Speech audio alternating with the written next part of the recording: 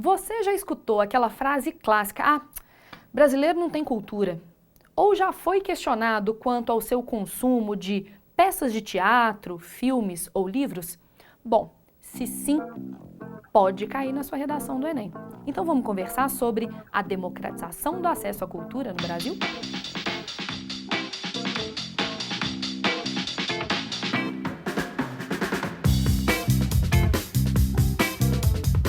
Esse tema tem uma dificuldade extrema, porque o próprio conceito de cultura é meio polêmico. Na sua problematização, não fale que cultura é apenas a cultura erudita, eurocêntrica. Cultura é qualquer manifestação de uma população por meio da arte e dos seus costumes. Cuidado com o que a gente chama de elitismo ou de classismo. Introduzindo esse texto, eu sugeriria que você fizesse uma citação do artigo 27 da Declaração Universal dos Direitos Humanos. Lembrando, a Declaração Universal dos Direitos Humanos é de 1948. Além desse artigo 27 da Declaração Universal dos Direitos Humanos, a gente tem os artigos 13 e 15 do Pacto Internacional dos Direitos Econômicos, Sociais e Culturais, de 1966. Ambos os documentos afirmam os chamados direitos culturais. O que é isso? Todas as pessoas devem poder se exprimir, criar e difundir os seus trabalhos no idioma da sua preferência e, em particular, na sua língua materna. Todas as pessoas têm o direito a uma educação e a uma formação de qualidade que respeitem plenamente a sua identidade cultural. Todas as pessoas devem poder participar da vida cultural de sua escolha e exercer as suas próprias práticas culturais, desfrutando do progresso científico e suas aplicações e beneficiando-se da proteção dos interesses morais e materiais decorrentes de toda a produção científica, artística, literária ou qualquer outra forma de manifestação da sua cultura. A Constituição Federal de 88 também afirma os direitos culturais. Isso está presente lá no artigo 215. O que o artigo 215 da Constituição de 88 diz? O Estado garantirá a todos o pleno exercício dos direitos culturais e o acesso às fontes da cultura nacional e apoiará e incentivará a valorização e a difusão das manifestações culturais. Ou seja, esses três documentos, que têm uma autoridade extrema na organização da sociedade nacional e internacional, afirmam que as diferentes culturas devem se expressar, devem ser protegidas nessa expressão e devem ter o acesso a esses elementos garantido. Dentro da Constituição Federal de 88, o mais interessante é que você mencione o artigo 1º, que diz que o Estado deve proteger as manifestações das culturas populares, indígenas e afro-brasileiras e das de outros grupos participantes do processo civilizatório nacional. Ou seja, a nossa Constituição dá especial atenção aos direitos culturais dos grupos minoritários, dos grupos vulneráveis. É por isso que é imprescindível que você evite um discurso muito elitizado, um discurso muito classista, dizendo, por exemplo, que funk não é cultura ou que samba não é cultura.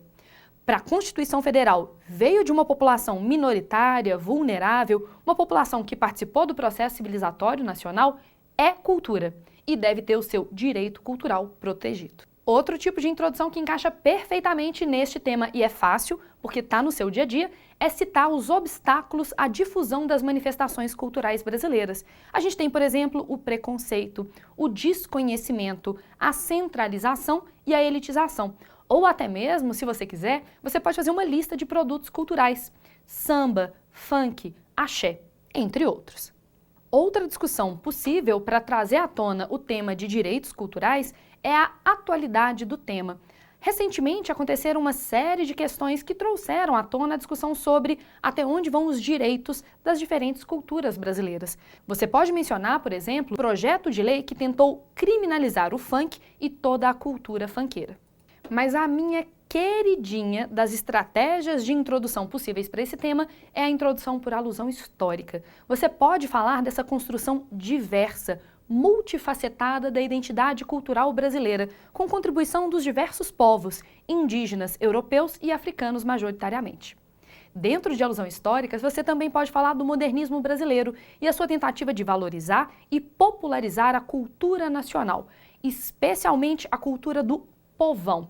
Óbvio que você não vai usar povão, você vai falar de camadas populares. Dependendo do que está presente na sua coletânea, você pode fazer uma apresentação de dados, mostrando, por exemplo, a baixa adesão dos brasileiros a atividades artístico-culturais e a rede restrita de equipamentos culturais. Os brasileiros, em geral, não frequentam muito teatros e cinemas e, além disso, tem poucos desses espaços a preços populares no país. Provavelmente, na sua coletânea do Enem, esses dados vão estar presentes. Na nossa coletânea, tem um texto base que te dá esses números. Se você quer já fazer a introdução apresentando o repertório sociocultural para ser aprofundado depois, você pode fazer uma referência ao conceito de indústria cultural, que é um conceito criado pelos filósofos e sociólogos alemães Theodor Adorno e Max Horkheimer, que são dois representantes da chamada Escola de Frankfurt. Eles criaram esse conceito a fim de designar a situação da arte na sociedade capitalista industrial. Para esses dois pensadores, a autonomia e o poder crítico das obras artísticas derivariam da sua oposição ao status quo, ou seja, a maneira como a sociedade se apresenta. No entanto, esse valor contestatório, questionador dessas obras artísticas poderia não mais ser possível, já que provou ser facilmente assimilável pelo mundo comercial. É só você pensar, por exemplo, que no Brasil a gente tem o chamado funk ostentação. Originalmente o funk tinha uma letra de contestação à injustiça, à desigualdade social e hoje foi cooptado pelo capitalismo e canta, por exemplo, o poder de consumo do MC. Junto com essa contextualização, na introdução, você precisa apresentar a sua tese, a sua opinião. Não importa a opinião geral, é necessário que você mostre no seu texto que observa-se no Brasil um acesso limitado e desigual às manifestações e aos espaços culturais. É necessário que você mostre que existe uma restrição aos direitos culturais do cidadão brasileiro. Dentro dessa ideia geral a ser apresentada no seu texto, você pode optar por uma tese por contraste, em que você mostra, por exemplo, que apesar do papel crucial da cultura na construção da identidade nacional e na formação de cidadãos críticos, ela ainda é alvo de negligência e de indiferença popular e governamental no Brasil. A população brasileira desvaloriza a arte e a cultura e, por extensão, o governo também se mostra negligente. Se você optar por uma tese por responsabilização, você pode apontar, por exemplo, que o desconhecimento da relevância da cultura e a desigualdade social são responsáveis pelo problema. Um dos aspectos mais importantes é a elitização dos produtos culturais. É caro no Brasil ter acesso a museus, a cinemas, a shows, por exemplo. Dessa forma, as camadas mais populares tendem a ser excluídas dos benefícios gerados pelos direitos culturais. Por último, quer fazer uma tese por problematização, ou seja, apresentar as consequências negativas dessa situação? É só mostrar que a indiferença quanto à questão cultural leva à perda da identidade e da diversidade nacional e uma ameaça à memória e à cultura brasileira. Afinal de contas, um dos aspectos que caracteriza o brasileiro é a sua diversidade cultural. E então, se as suas manifestações culturais são alvo de negligência, elas tendem a desaparecer e a gente teria perdas culturais. No que diz respeito ao desenvolvimento, a gente tem uma maior liberdade neste tema. Você pode apontar causas e consequências ou fazer uma série de desafios, o que a gente chama de desafio 1, desafio 2.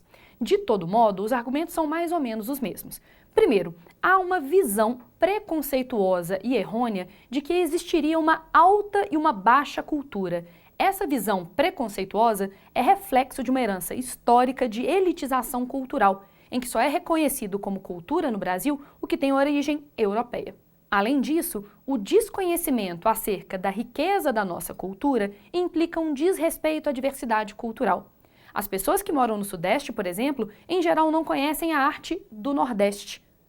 Nós, no Sul, não sabemos como é a cultura do Centro-Oeste, então a ignorância e o desconhecimento é que levam a esse desrespeito. Nesse sentido, é importante afirmar no seu texto a necessidade de incorporar as diversas matrizes culturais à identidade brasileira, aceitando as suas especificidades e reconhecendo as contribuições africanas, indígenas, europeias ou até mesmo orientais. Se a gente pensar, por exemplo, que a gente tem uma contribuição extrema dos japoneses no Brasil. Um dos fatores mais interessantes para ser apresentado nesse texto é a questão de a falta de acesso a uma educação de qualidade que valorize as manifestações artístico-culturais nacionais é uma das principais causas do problema. Essa visão eurocêntrica e conteudista da cultura afasta a população, principalmente de baixa renda, dos espaços e dos serviços culturais. Você pode discutir, por exemplo, que a maior parte da população brasileira não tem renda ou mesmo bagagem cultural para usufruir do universo artístico e cultural, devido ao alto custo e ao baixo conhecimento. Nesse sentido, o repertório sociocultural maravilhoso, Pierre Bourdieu e o capital cultural. O fato das diferentes classes sociais terem uma herança cultural que é deixada para os seus filhos, mas o quanto que essa herança cultural é valorizada diferentemente, se forem as classes altas e as classes baixas. Do Pierre Bourdieu, para entender a noção de capital cultural, eu citaria o livro A Distinção, que foi a minha leitura das últimas férias e pelo qual eu estou completamente apaixonada. O último argumento a ser desenvolvido no seu texto é o fato de a centralização e a desigualdade na distribuição dos equipamentos e dos espaços culturais promoverem uma desigualdade no acesso. É só pensar o seguinte: os principais museus e centros culturais do Brasil estão majoritariamente na região Centro-Sul. Mesmo na região Centro-Sul, estão em geral nas áreas mais nobres. Dessa forma, grande parte da população brasileira tem um acesso dificultado ou impossibilitado por causa da desigualdade na distribuição desses espaços culturais.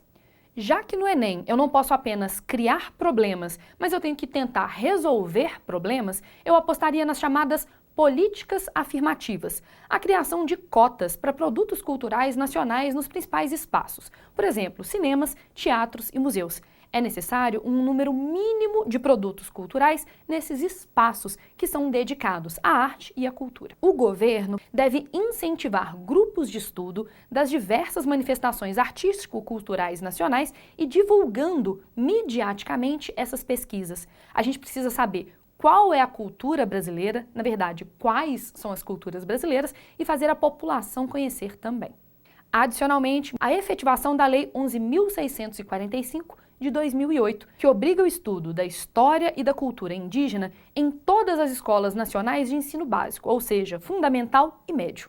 A gente tem também a Lei número 10.639 de 2003, que torna obrigatório o ensino da história e da cultura afro-brasileira do ensino fundamental até o ensino médio.